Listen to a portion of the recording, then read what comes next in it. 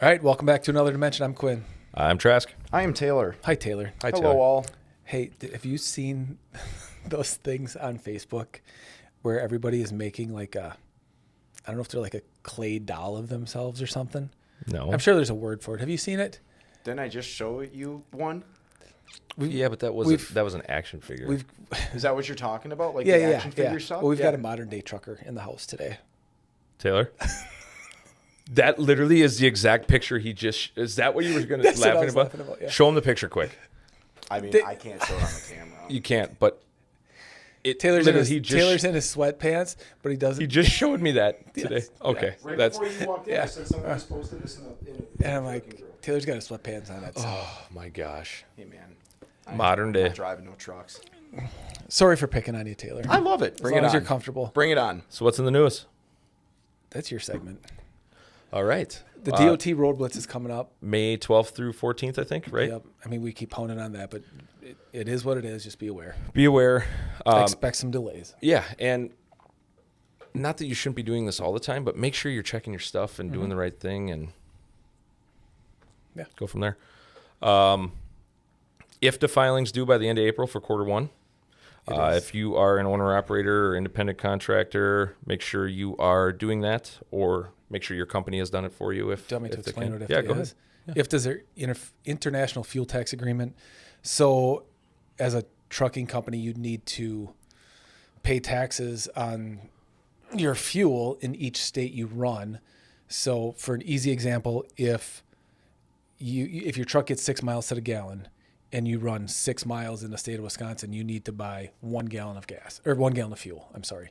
So What if you Throughout ran the- 12 miles? then you'd have to get 2 gallons. And if you didn't, then you had to pay an additional tax on that because the tax is on the gallon of fuel.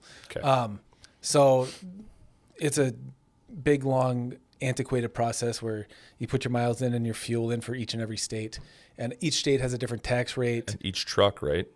In some states, Yeah. like New York. Anyway, it's a big, long, tedious, antiquated process. But that's what we have to do as a company. And if you are an independent contractor that has your own authority, you're required to do it as well. So just make sure that's done. There's services that'll do it for you, though, right? Sure. Yeah, that's what I thought. Yeah. And the hot topic, the hot seat of the news this week, what is it? Oh, the trucker bathroom legislation. So there is it's a bipartisan bill, Republican from Texas and a Democrat from Pennsylvania, I believe, want to get a bill passed. And it's sad that it's come to this. Right. But that shippers and receivers have to allow bathroom access for truck drivers.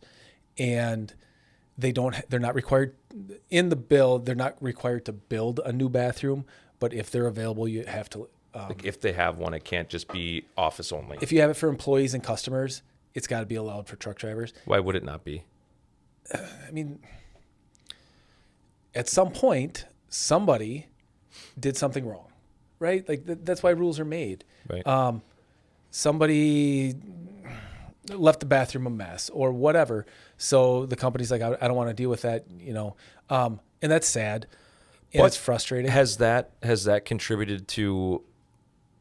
It's not the whole thing, but is that why truck drivers are leaving bottles of pee all over and stuff like that? Because it's not that they can't go to the bathroom.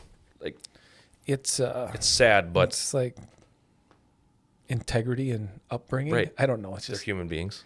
like do the right thing. Right.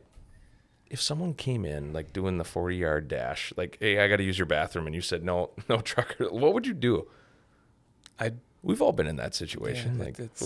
It's sad that it's come to this, but I'm glad that somebody's doing something about it. Right. I guess It's sad that we're wasting money for representatives to have to cover things like in that. Europe, you got to pay to go to the bathroom, right?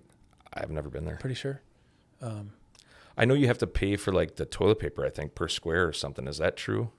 I don't know, or they don't have public restrooms and you got to something. rent the usage or whatever. But Okay. enough about that. Yeah. Maybe we'll cover more of that as it comes down the pipeline, I guess. Sure. Safety topic this week. On job sites, stay out of the strike zone. No. What I mean by that is if you're getting loaded, unloaded with a crane or equipment, make sure you're aware. Stay out of, if someone's picking something up, don't stand next to it. Get your rigging on, get off the trailer.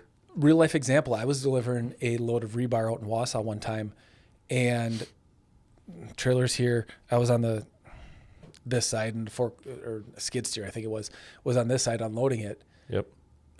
Pushed it off the other side. If I would, on accident, if I would have been on the other side, it would have been smushed. Well, So, here's another real life example. I mean, as flatbedders, everyone wants to help. Like, you're going to get there. It's just in everyone's nature, right? Mm-hmm. You're going to get out and you're going to help direct the crane guy or the guy that's running the sky track or whatever that may be.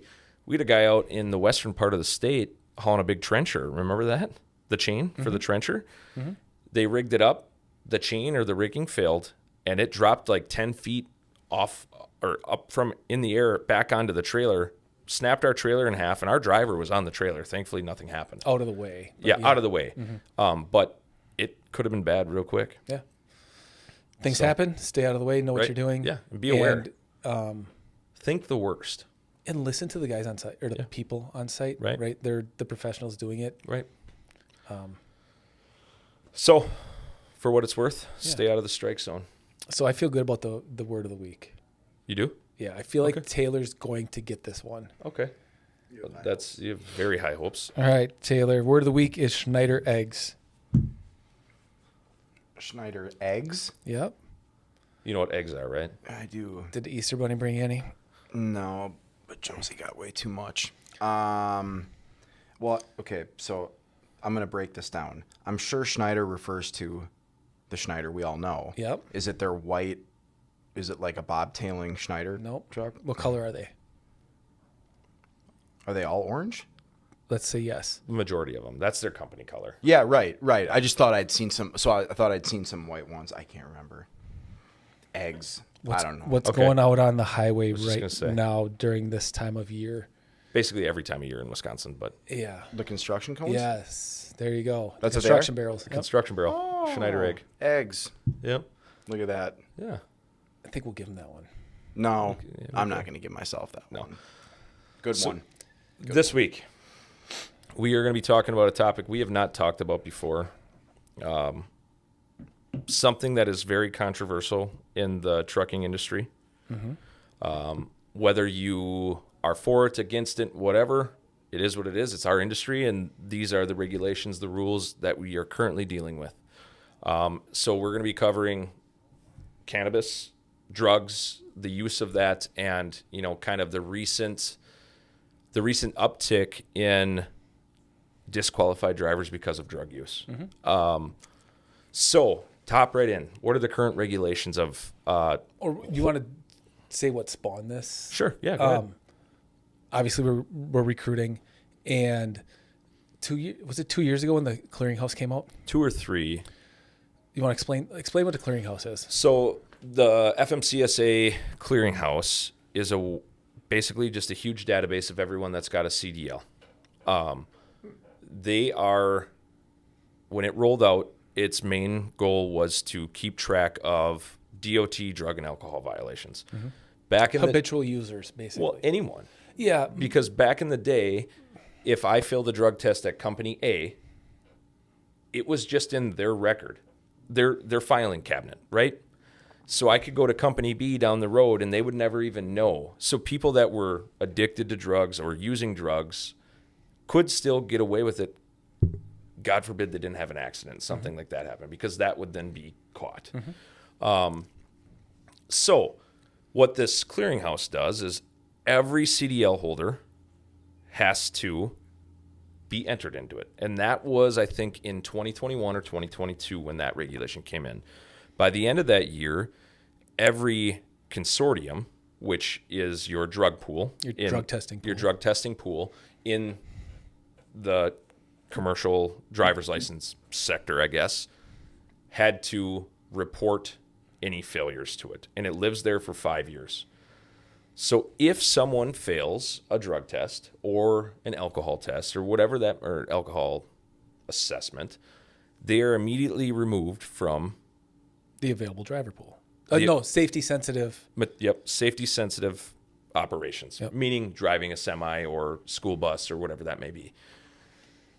They have to go through an SAP assessment, which is a substance abuse professional assessment, which then determines their use level, their risk level, right? Yeah, their rehab schedule. Correct. If they can tell if it's a one-time Yes. thing, if it's an all-day thing, everyday thing, right? So once that's assessed, they have to complete this program, which is multiple drug tests throughout. I think it's up to a year, if I remember right. Once they complete that, they are eligible to be hired back to safety-sensitive functions. Correct. But here's the caveat. Up until 2 or 3 years ago, this wasn't happening. Mm-hmm. So now we are starting to see more and more of these people, drivers, have dings on their record. Like now, before you even get the call from the driver that they failed, your consortium's calling you saying, "Hey, this is what happened." So it spawned this. We're recruiting drivers, right? And Ken said there's been like 7 that are in the SAP program, which we'll get into that. We can't hire. And I was like, man, we've never seen that before. It just seemed very high, right? And so got us thinking, hey, what's driving this, right? And we'll get into other things that could be driving 100%. it. But it was just kind of eye-opening that we're not a big company. Imagine the big companies. Yeah, we just hadn't seen it in the past. Right. So whether you believe that's a good, bad, or indifferent, the goal of this is to keep everyone safe. Mm-hmm. I mean, I think we can all agree that family, yourself, or whoever going down the road, you do not want someone that is under the influence of any substance to be operating a 80,000-pound torpedo. Mm-hmm. Let alone it's not good for them. It's not good for the company. There's a lot of other ramifications that come along with it, including, your loss of wages. What if you got a family at home? You got to now find a way to take care of your kids. What if the trucking's all you knew? Mm-hmm. The risk, the cost to the employer. Look at the cost. If someone fails a drug test and you have to go through all this, you're paying someone to facilitate the initial stuff. You potentially have a customer that's upset because you no longer have a guy on the road. Mm-hmm. There's a lot of things that go into it. It's kind of the kiss of death in our industry because let's say I failed a drug test or I failed an alcohol test or whatever that was. Mm-hmm. Most places, I can't get hired for 5 years due to insurance requirements. It's not. The law states that after you complete your rehab program, your substance abuse, assessment and, the program, you are now eligible to go back to work. But insurance companies don't want to touch a separate entity. Yeah. Well, and it's a risk. Like, why would you put, how could, if something were to happen, how could you stand on a stand and say, I hired this guy back knowing that I did this? Well, you did your time. Which I believe is fair and right. Right. Like, hey, you know what? You did what the process was. Now insurance is saying you can't hire this person because if they are in an accident and if they were under the influence of something, that you're going out of business. You hired them. You put the public at risk for putting that person back behind the wheel. Right. And it is what it is. So hands are tied. Yeah. It's that 5-year thing. Very similar to hey, I just got my CDL and I can't drive for anybody for 2 years because of insurance requirements. Right. It sucks. It's, I don't have a workaround, no. But I think the only way, just the way it is. I think the only way to do that would be the whole, the captive or the self-insured model, right? Like where you can assess your own risk and be able to do that. Now you still have to follow the regulations of being able to prove that all of the follow-up testing and all of the programs were completed. Mm-hmm. But then you assume that risk by yourself rather than having someone else being your insurance company. And I'm a firm believer, like, hey, you screwed up. You did what you needed to do by their requirements. Right. You're clean. You are, in my opinion, you learn from your mistake. You're good to go. But that's not my decision to make. No. And the sad part is much like the trucker bathroom legislation. I mean, we have to do these insurance requirements have to be in place to protect everyone else, because look at the nuclear verdicts going on. Can you imagine if something was involved with drugs on top of it? It's basically, like you said, a death sentence for that company. God forbid anyone involved in the accident, right? It's nuts. So that's the clearinghouse. That's what's kind of the nutshell, what's stemming it, why we're talking about this issue. But I guess, what are you seeing? Why are we seeing this in today's world? I think there's a lot of factors. Number one, the clearinghouse is bringing it to the forefront, and it's more difficult to skate under the rug. And so let me ask you before you go on, do you think that this problem has always been in the industry? Or do you think that if it you is now define just, it as a problem, then I would say yeah. do you think this item Yeah. has always been in the industry? Yes. But it just was kind of a don't ask, don't tell situation? Or do you think it was just not known? Probably not. I would say not known. Nobody knowingly is going to put me drunk behind their wheel, right? Right. But if I go home on Friday night and have a beer and I'm not working till Monday morning, so what?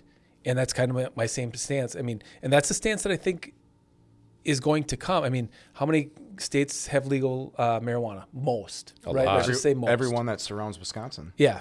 Is so Yeah. So all the those way around. the people in those states are, have to be cognizant of that. I'm not saying I agree or disagree either way. I don't care what you do. But the fact of the matter is, we have to, as CDL holders, we have to abide by the federal law. Well, and we're subject to random drug tests at any time, reasonable suspicion. An accident happens, or pre-employment. So it comes down to, why would you want to risk something happening? Well, and there, and I'm not the almighty one here, but like, is there a difference between marijuana and alcohol versus fentanyl and cocaine and all that stuff? I would say, I guess I would lean on the side of saying yes, there is. But Do you know what the deadliest drug in the United States is? Alcohol. Alcohol. I was going to say alcohol too. Yeah. And it's the one you can do. Yep. For the most part. Statistically, For the it is the deadliest. By numbers, it is the deadliest drug.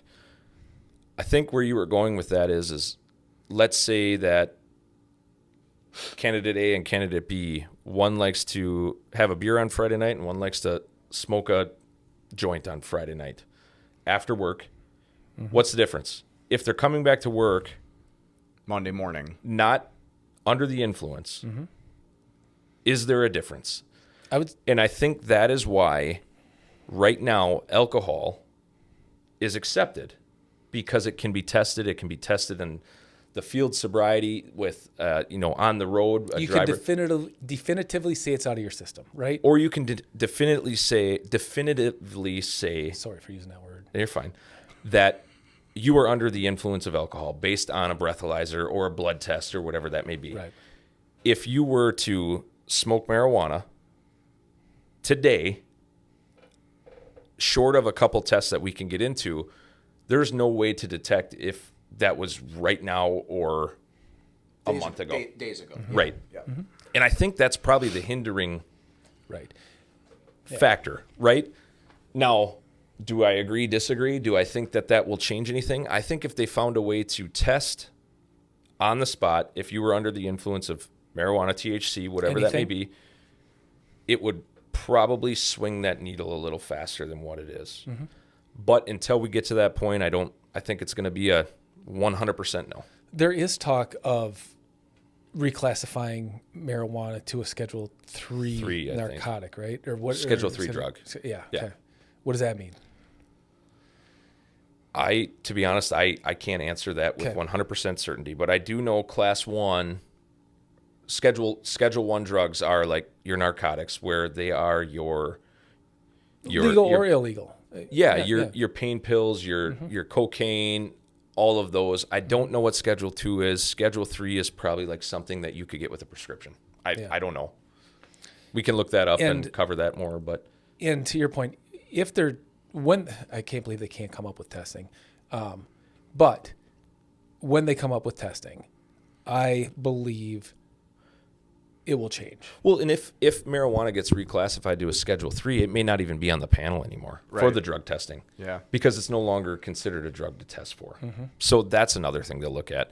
Right now,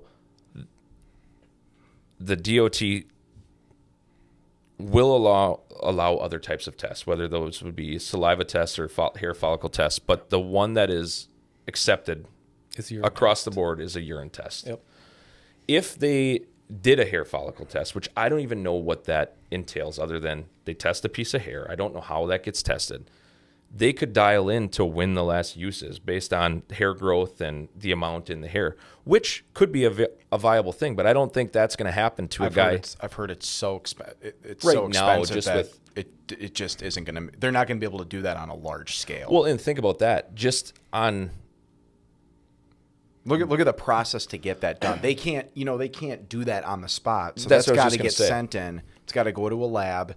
That lab's got to review it. I mean, look at the money you're going to spend. I just or you're going to see a bunch of people walking around with no hair on their head.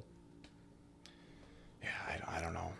That's a lot. I don't buy it. By what? What's that? I don't buy the obstacles to be able to test.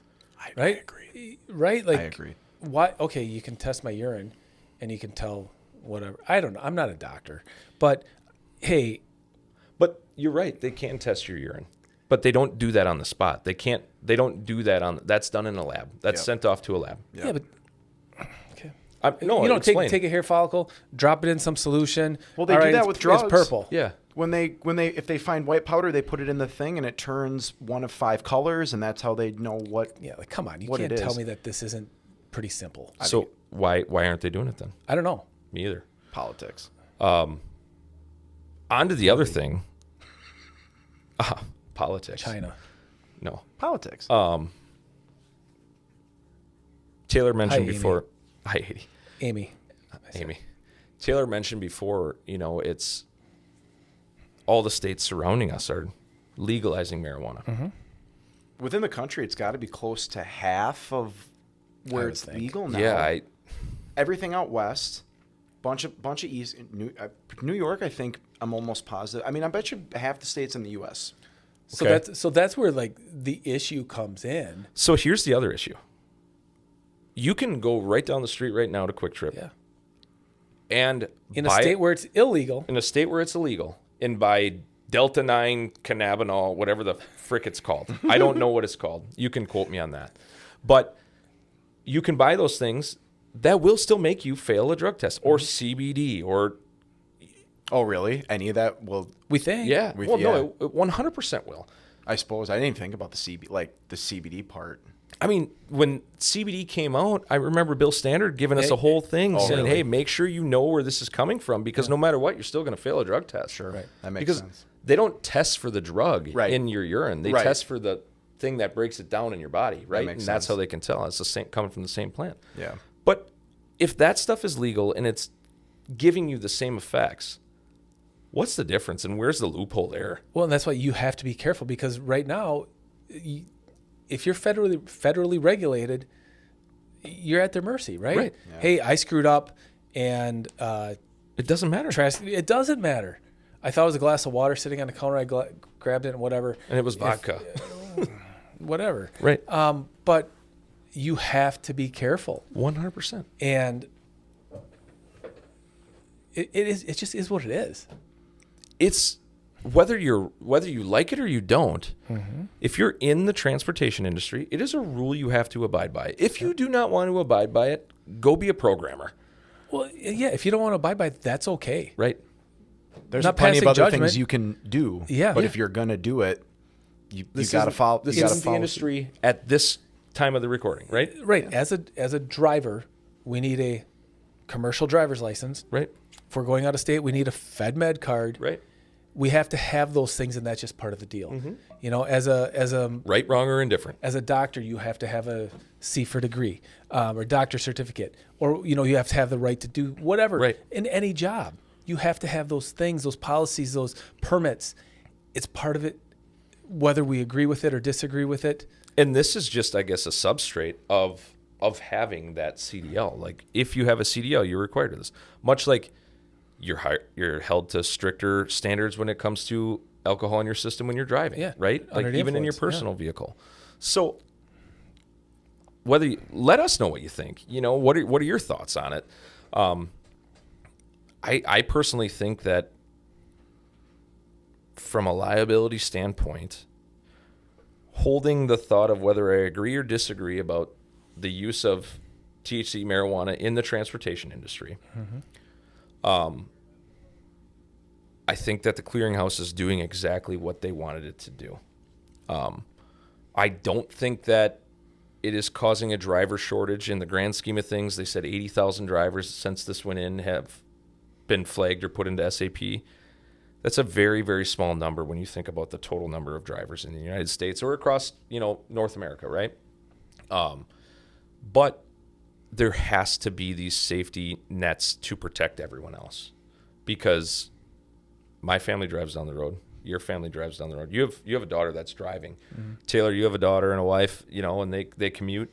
You don't want someone that shouldn't be driving a vehicle to be driving a vehicle if it can be prevented. And this isn't just truck driving CDL. I'm assuming airline pilots are the same way. Oh yeah. Boat captains. Well, what did what's his name say? Oh no, being a pilot's super easy now. You just put it on autopilot. Who said that? Jeremy or whatever. Justin. Oh yeah.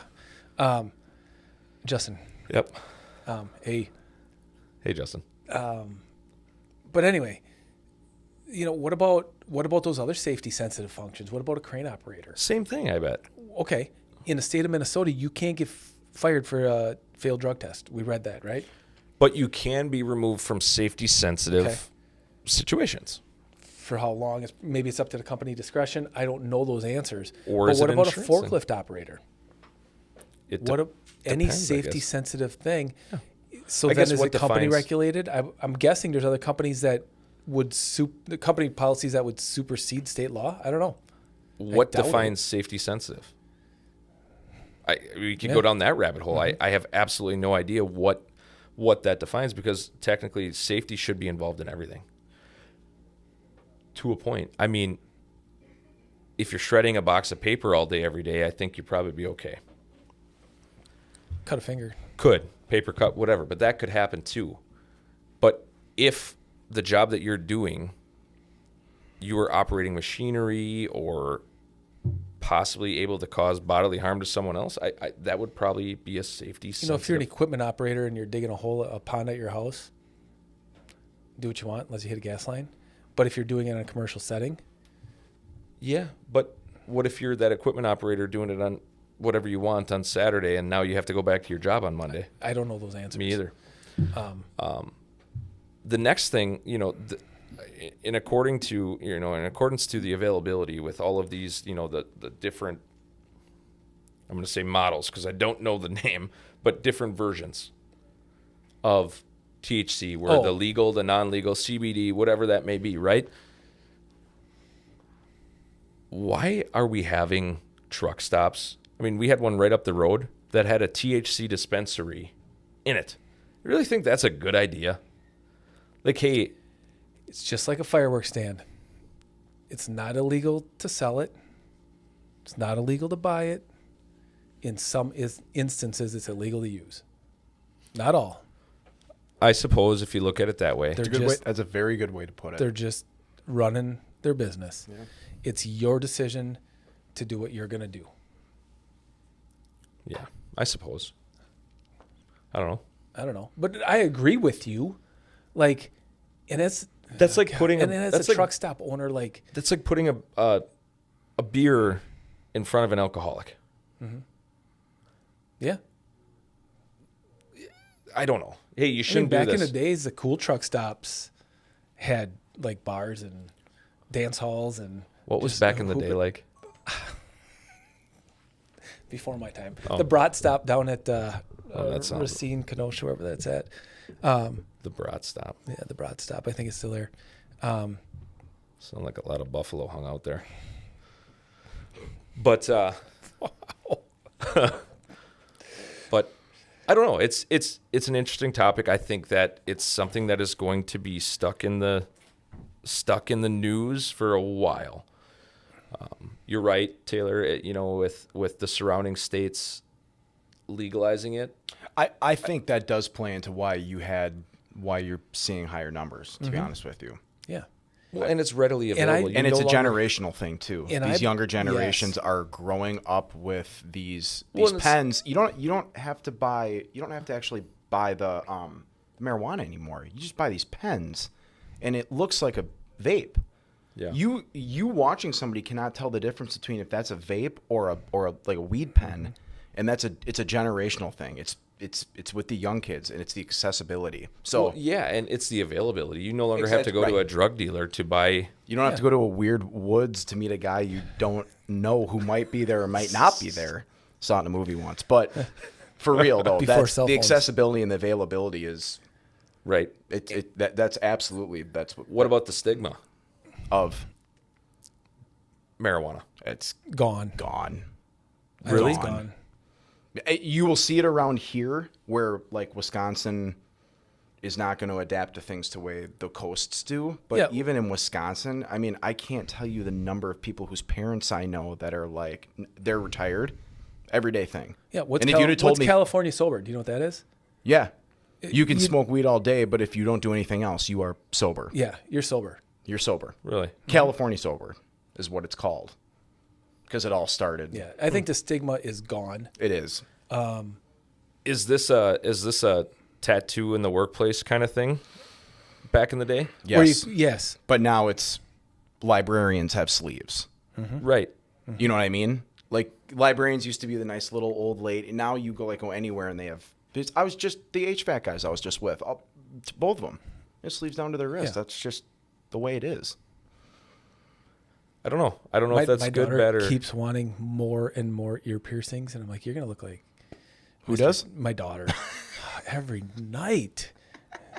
Where do you go to? You just last night. Did you guys do it in the? No, her and her friend went to someplace in the mall and bought a gun, and poked it in, and I'm like, when she got home, and I'm like, why is that like sticking in the wrong place? And she's like, no, it's not.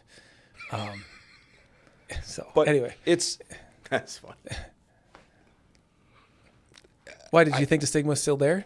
I do, and the reason I say that is we're in a different industry where we have to holding that aside. We have to abide by those rules. Right. Holding that aside, maybe it's a personal stigma. Holding my beliefs, my experiences, everything aside on this topic, I don't want anyone to judge me or call me a stoner or whatever if I use that. On the flip side, if I go out to the bar and have 3 or 4 beers, I don't have to worry about people calling me an alcoholic. People just don't care. Yeah. So I think that stigma is still here. Called a doper or whatever. If I dress like a hippie, now I'm a hippie and I smoke weed. You know what I mean? No. But that's maybe not I the just stigma like it anymore. Now it's like a lawyer before he walks into court takes a rip and walks in, and it's like that. You would have never in a million years thought that not lawyer might be a little on the crazy side, but like people that are successful now, it's so common to where like that's where we say the stigma is gone. I think the stigma in my mind used to be it was a cheap, hippie, wandering. We're talking marijuana, wandering free spirit type of thing. Right. And to Taylor's point, it's the kids have accessibility to it, but it's mainstream and accepted. There's stores. If you're a senior in high school and you're 18, you can drive to Michigan, load up your vehicle. I think you got to be 21. Or 21. Yeah. That's right. It is 21. They changed all that. That's right. They did change it. But point is, you get to a certain age, you turn 21, you can drive across state lines and fill your car and come home. Yeah, and potentially become a felon for bringing in the drugs. State of Wisconsin. For bringing drugs across the state line. Right. But it's so, to the generational point, it's such a regular thing now. They don't even the consequences, they don't even think about them. They let half of them go anyways. It's crazy. Yeah, it's a really weird it's a weird thing, and it's a weird how it's changing amongst the age groups. So let me ask you this. If 10 years down the line this is legalized. It will be. Let's say it is. We're 10 years in the future.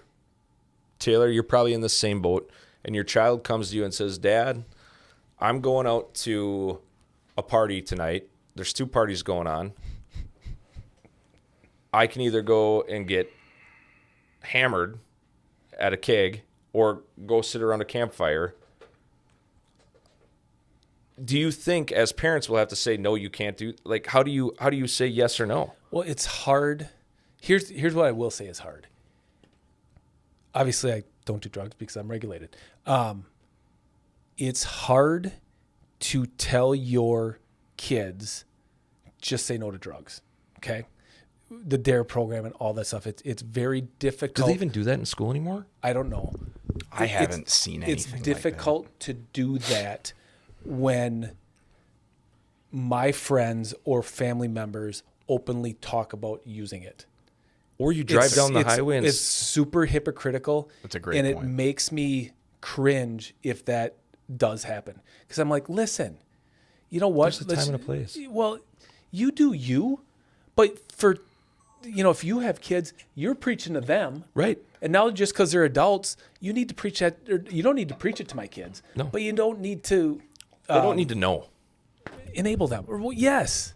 Yeah. That really irritates me. You do you, but don't make everything look hypocritical. Right. Because I'm still going to tell my kids don't do drugs, right? Well, but it's very difficult if there's friends and family. Did that turn off, Taylor? No, you're good. That one did. Just it'll come back Discussing on. it. Yeah. Well, on top of that, it's also super hypocritical. I mean, drive down the highway. Drive up the highway from here. 38 or 75 miles from your best buds. Oh, yeah. Every other billboard is a dispensary up in Michigan. It's just like the adult billboards, right? Right. Good, bad, or indifferent, right? I guess I'm not for it. I'm definitely against it in the industry, but I don't know where I'm going to stand on the topic as I try to put myself 10 years down the line when my kids get to it, because I was at that age one time. I think we all were, where those situations did present themselves. Mm-hmm. And putting yourself in an adult situation, you hope that, hey, you have the reasoning to, hey, this could affect my job, this could affect my family, this could affect my life, whatever that may be. I don't know how kids are going to make a decision if, what do you mean? It says it's okay. Or people. Yeah. Not just kids. Yeah. And adults too. Well, and you have to think of back in the day. Here you go. What was that Think like? about prohibition, right? People still drank. People still drank, and it was the stigma or whatever it was. I don't know what stigma was. But, hey, all that stuff has evolved. Right. This will evolve too. And, somebody will come out and say, hey, if we're just talking about marijuana, it's like a medicinal purpose and, extend your life by 10 years or whatever. Right. All that stuff will evolve. And I don't know what the regulations are going to do. I think it's going to be legal here. I don't know what the feds are going to do. But at the end of the day, back to trucking, it doesn't matter. And you need to be aware of what you're doing. Right. I don't care what you do. Right. You don't care what anybody does. It doesn't bother me as long as it doesn't affect me. Yeah. Right? Do you? But you always say, when you make it my problem, then it's- I have to be involved, right? And I'm not condoning it. If it works for you, it works for you. Just know that there's repercussions. Like anything, just be smart and responsible. To your point of like, what are you going to tell your kids? Like the 2-party thing. Right. If you're going to go to one, you're going to go to one. Just don't be dumb and call me when you need a ride. Like that's going to probably be more of the route I take, where like I'm hoping my child is smart. Regardless of where they go, they're not going to be jumping off the roof. Right. Type thing. Right. But I don't know, man. I feel for you with kids your age, because that's like they're still pretty young, but like it's getting now to the point where it's affecting like the high school kids. I see it living by the high school. Like you see them ripping their stuff and then they shove it in their backpack. It's very prominent. It's a weird thing. Yeah. But anyway, so that's our non-stance on that. Yeah. But good, bad, or indifferent, right? Be aware. Leave your thoughts below. Yeah. I'd love to hear. I'm sure we could get some pretty decent comments. Speaking of comments, our new segment of every podcast This week we're doing 3. I'm looking forward to it. We are going to feature either a boneheaded comment or a nice comment here and there, but I think If there are any. the negative ones are a lot more fun to laugh about. So let's do that. What do you got, Taylor? All right. I got the first one here from at Great Lakes Trucking PA. Sweet. The comment is, get your asses out of them office chairs and get in a truck. It's a huge problem. A guy at the pilot today couldn't speak the order they had. A menu picture, he used to point what he wanted. It's a safety issue. Well, that guy can't type. Yeah. And also, these aren't office chairs. Yeah. For one. That's my response. That I agree. We are very proud of our truck chairs. All right. Comment number 2 is from Gulf Coasty Trucker. Oh, here we go. Everyone, even the clueless, pretend they know it all. I don't know. Yes. I think we're That one very makes me- clear. Yes. I think Gulf Coasty. I think that's Is that the guy without the shirt? yeah. Yes. Yeah. That is. Maybe he's California sober. He doesn't like to wear shirts in Yeah. his profile. Actually, I like even the clueless pretend they know it all. Clever. All right. Last but not least is Christopher Leach, R9H. How did these two morons get a podcast? Jeez Louise. The Louise. Well, he's from Wisconsin, right? Yeah, it's gotta be. Jeez Louise. Jeez Louise geez. makes that whole comment. I think thank we're you. still asking ourselves that same question, right? Thanks for the comments. That was Yeah. awesome. Because we have a couple mics and a couple cameras. Yeah, I That's think it's why we more have of a podcast. passion project than a responsibility, right? It's trying to, bring some light to current trends or things in the industry, and not necessarily even in the industry. You need but- something to listen to on your Right. windshield time. Yeah. So on a vote, I think, On a vote of both the comments. Yeah. Who's the winner? yeah. I think we were called morons. That's pretty good. Andy said, "Geez, Louise." Jeez Louise Louise. pretty Yeah. much wins it Yeah, for that you. one. That one's probably it. It sounds like Charlie Barron's like troll account. Right. Jeez Louise. Right. Awesome. Well, thanks for them. I appreciate it. We'll. I don't really want to encourage negative comments, but we like them. Bring them on. Yeah. Yeah. We'll see you next week. Like, subscribe, and follow. Tell your friends. I know the draft's going on, but I still think this is the biggest thing happening in Kikonis. So Right. we'll see you next week. All right. See you later.